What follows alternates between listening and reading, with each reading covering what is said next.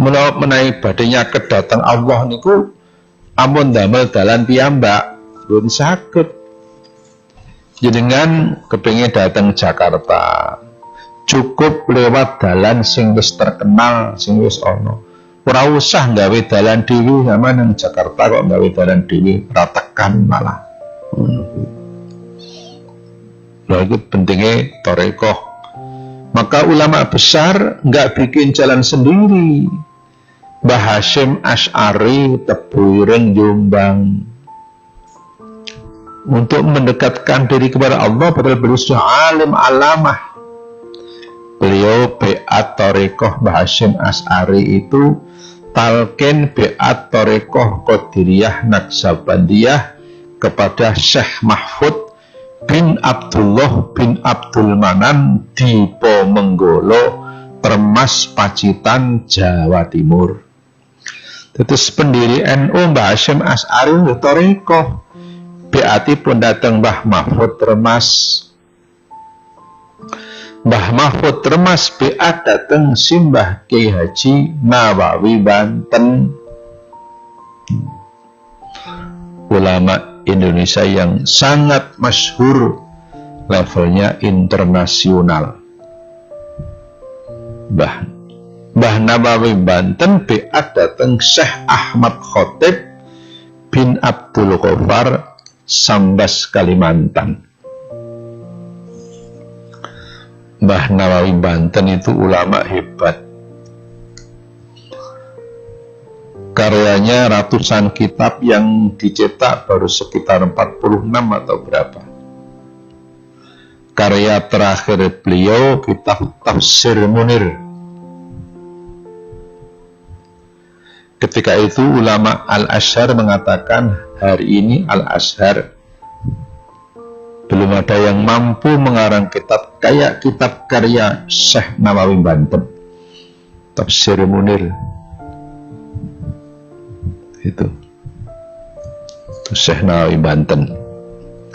Bahkan ada humor yang lucu. Ketika Syekh Nawawi Banten selesai menyusun kitab Tafsir Munir, beliau diundang oleh kampus Al-Azhar, Al-Azhar University di Kairo, Mesir. Akan diajak diskusi yang berkaitan dengan karya beliau Tafsir Munir oleh para dosen, para guru besar Al-Azhar. Syekh Nawawi Banten ke Mesir ini dengan seorang penderek membantu namanya Pak Yusuf.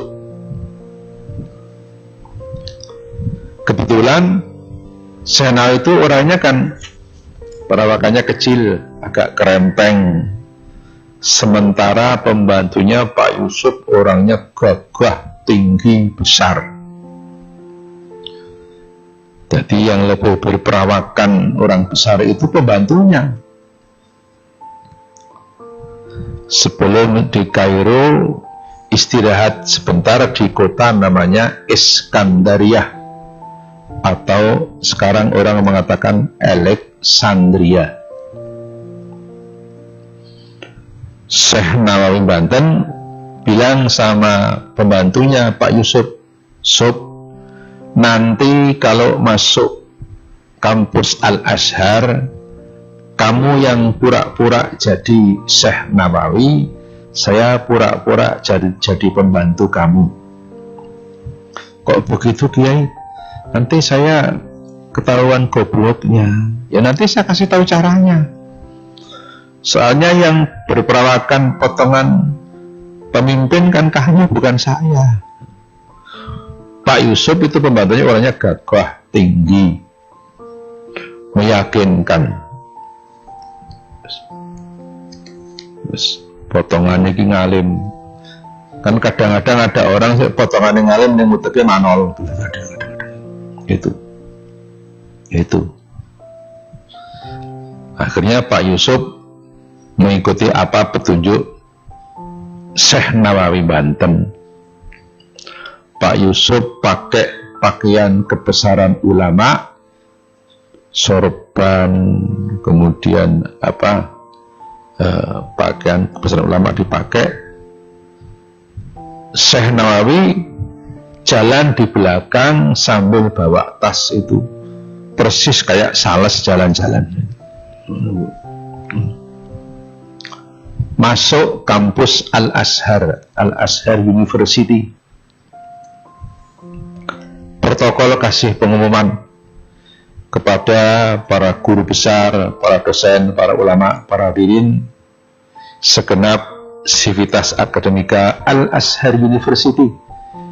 Syekh Nawawi dari Banten, Pulau Jawa sudah hadir di tengah-tengah kita. Silahkan menjemput dan menghormati Syekh Nawawi Banten, pengarang kitab Tafsir Munir. Semuanya pada berdiri, berebut cium tangan salaman. Yang diciumi tangannya itu yang tinggi gagah itu yang di depan. Pak Yusuf yang gagah tinggi di depan. Mbah Nawawi itu jalan di belakang sambil bawa tas. Ora kopen. Mesakno nasib pemimpin sing ora potongan, ora kopen. Mula potongan ki penting walaupun nggak wajib. Potongan ki penting, penampilan penting walaupun nggak wajib. Itu. Mbah Nawawi nang mburi nggo tas ya kok. Kemudian pada saat ke mimbar terhormat untuk menjawab semua pertanyaan, protokol kasih pengumuman kepada para guru besar, para ulama, para dosen, segenap sivitas akademika Al-Azhar University. Silahkan mengajukan berbagai pertanyaan yang berkaitan dengan karya beliau Tafsir Munir, karya Syekh Nawawi dari Banten, Pulau Jawa. Kepada Syekh Nawawi dipersilakan naik ke mimbar terhormat untuk menjawab semua pertanyaan. Naiklah ke podium yang gagah tinggi besar, yang gagah tinggi Pak Yusuf yang berpura-pura jadi Kiai Nawawi, tampil di podium. Assalamualaikum warahmatullahi wabarakatuh. Kepada para guru besar, para dosen, para ulama, segenap sivitas akademika Al-Azhar University. Sebelumnya mohon maaf, berhubung saya baru saja melaksanakan perjalanan jarak jauh, saya dalam kondisi capek, letih, payah. Mohon maaf, saya akan istirahat sebentar. Adapun semua pertanyaan nanti akan saya wakilkan akan dijawab oleh wakil saya. Saya wakilkan kepada pembantu saya untuk menjawab semua pertanyaan. Saya wakilkan pada pembantu saya yang kecil ini. Tolong pembantu saya naik ke mimbar terhormat. Terus wassalamualaikum, terus turun ke podium, tampillah yang yang orangnya kecil, agak kurus, itu menjawab berbagai pertanyaan.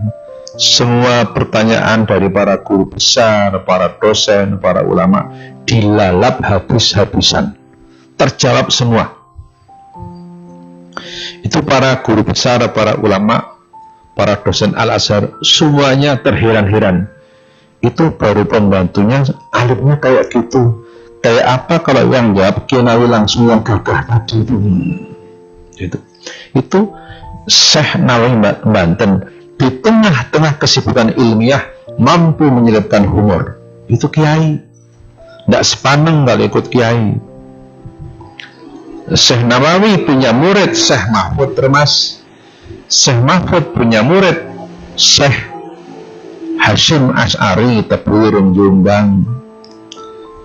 Syekh Nawawi punya paman namanya Syekh Abdul Karim Banten. Syekh Abdul Karim Banten punya murid Syekh Zarkasi Mirjan Purworejo. Syekh Abdul Karim punya murid Syekh Abdurrahman Syekh Ibrahim Berubung Meranggen Semarang. Itu. Ini biar dapat barokahnya Syekh Nawawi, kita mensejarahkan Syekh Nawawi. Beliau orang soleh. Orang soleh itu kalau disebut namanya, dibaca sejarahnya, turun belas kasihan Allah. Maka idza dzukira sholih nazalatir rahmah. Ketika orang soleh disebut namanya, dibaca sejarahnya, Allah turunkan belas kasihan. Maka sering-seringlah membaca sejarah orang soleh kayak Manaqib, Al-Barzanji dan sebagainya. Penting. Nah, ini sejarah Syekh Nawawi Banten. Beliau penganut Thariqah Qadiriyah Naqsabandiyah.